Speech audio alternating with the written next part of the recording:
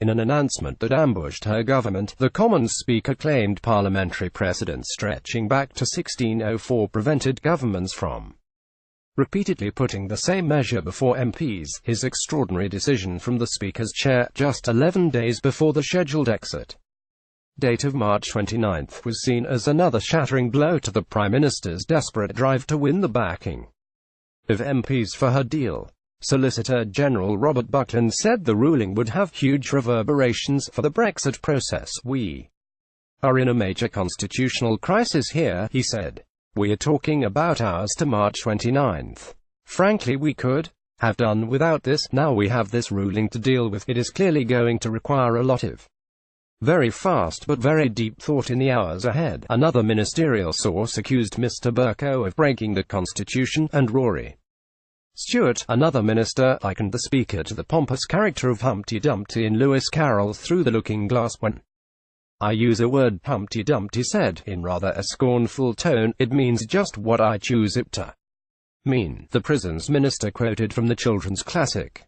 Downing Street officials admitted to being caught unawares by the Speaker's move. There was no immediate response from Downing Street to the statement by Mr Bercow. "The Speaker did not warn us of the contents of the statement, or indeed the fact that he was making one," said the Prime Minister's spokesman.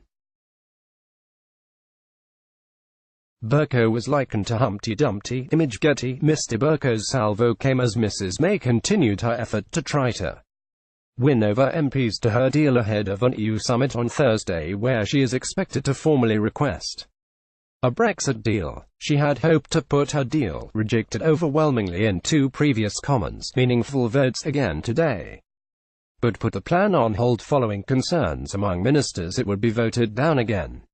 The Speaker's decision deepened doubts about a fresh attempt to overturn the opposition of MPs.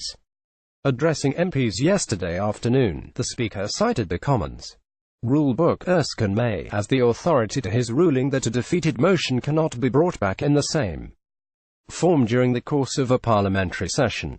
He insisted a second vote on the Prime Minister's withdrawal agreement had been permitted in March because the package had been substantially revised since its initial defeat by 230 votes in January. If the government wishes to bring forward a new proposition that is neither the same nor substantially the same as that disposed of by the House on March 12, this would be entirely in order, the Speaker told MPs.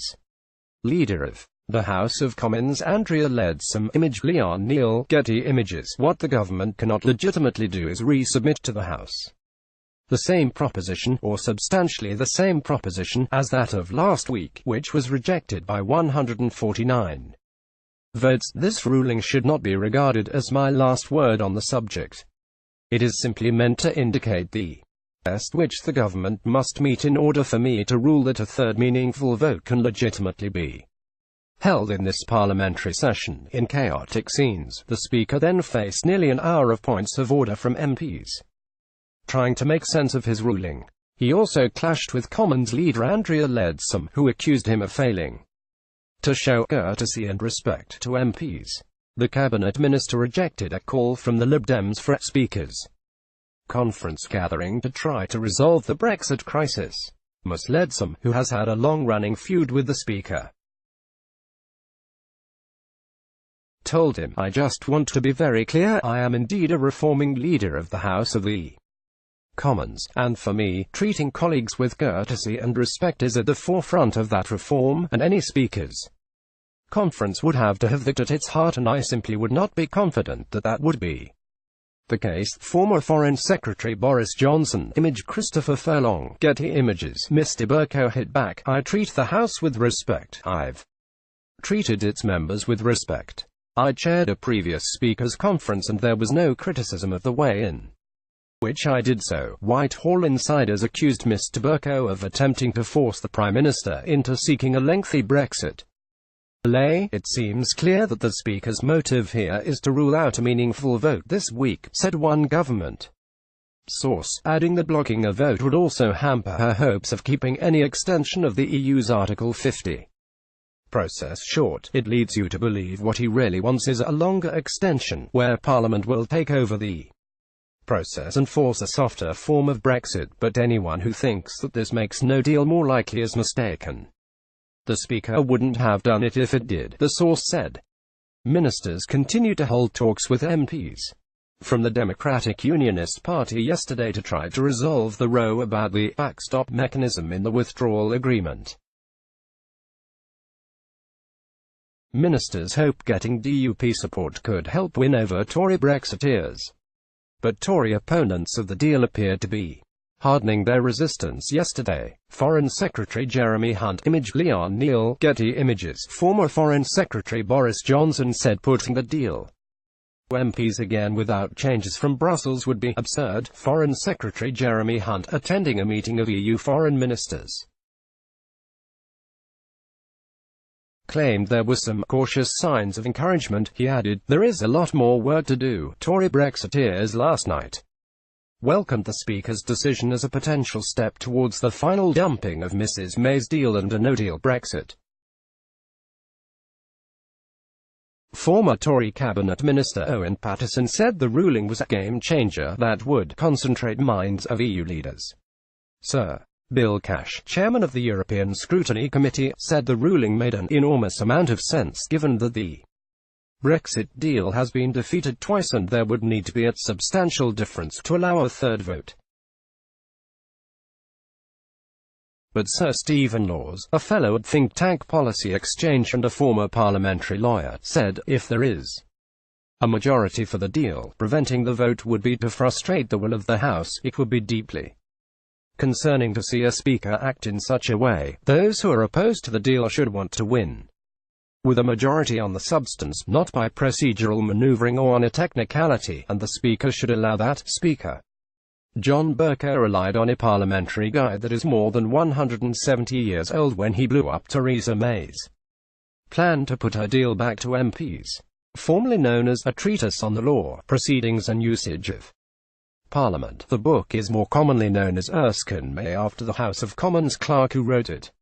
Many of Parliament's procedures have developed through convention over the centuries and are not explicitly set out in the rules regulating proceedings. Thomas Erskine May's guide started out at 496 pages when it was first published in 1844, and it is now in its 24th edition and runs to 1,097 pages.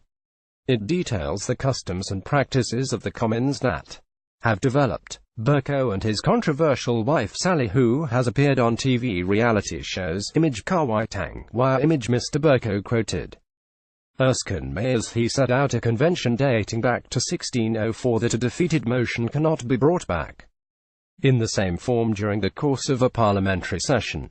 The Speaker's neutrality has often been called into question since he admitted to being a Remainer during a question-and-answer session with students.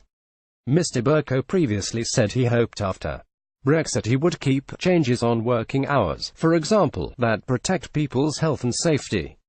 It was claimed he was allowing MPs extra time to make negative points about Brexit in the chamber. John Bercow cited a Commons convention dating back to the so-called Blessed Parliament in the reign of King James I for his astonishing ruling yesterday that threatens to block a third meaningful vote on Theresa May's EU deal. Few voters would use that title for today's crop of MPs blundering through the Brexit crisis. Rather, the names history has given to the adult Parliament of 1614 or the useless Parliament of 1625 might feel more appropriate. Ever since the Commons Speaker postponed his retirement last year, insisting that experience was needed in the Speaker's chair through the climax of the debate about the country's European future.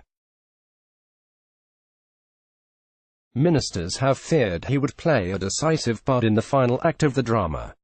Mr Bercow's ruling leaves the Prime Minister with two choices if she is determined to bring back the withdrawal agreement. Either she must win substantial changes to the deal or call time on the current parliamentary session, start a new one and retable her motion. Erskine May, 1815-1886, was Clerk of the House of Commons from 1871 until 1886, image Parliament. The latter would entail triggering the ancient prorogation procedure for ending a common session followed rapidly by a state opening of Parliament. Clement Attlee's Labour government used it in 1948 during a constitutional showdown over the power of the House of Lords. While Mr. Bercow's intervention infuriated ministers, it was welcomed by the most ardent opponents of Mrs May's deal on both sides of the Brexit divide. Remainers interpreted the move as increasing hopes of delaying and possibly sabotaging Brexit altogether, while Brexiteers sensed that a no-deal Brexit became more likely. For most voters, though, the Speaker's ruling will only deepen the sense of confusion that is hanging over the country's future. The one certainty is that Mr Bercow has ensured his name features prominently in the Brexit saga.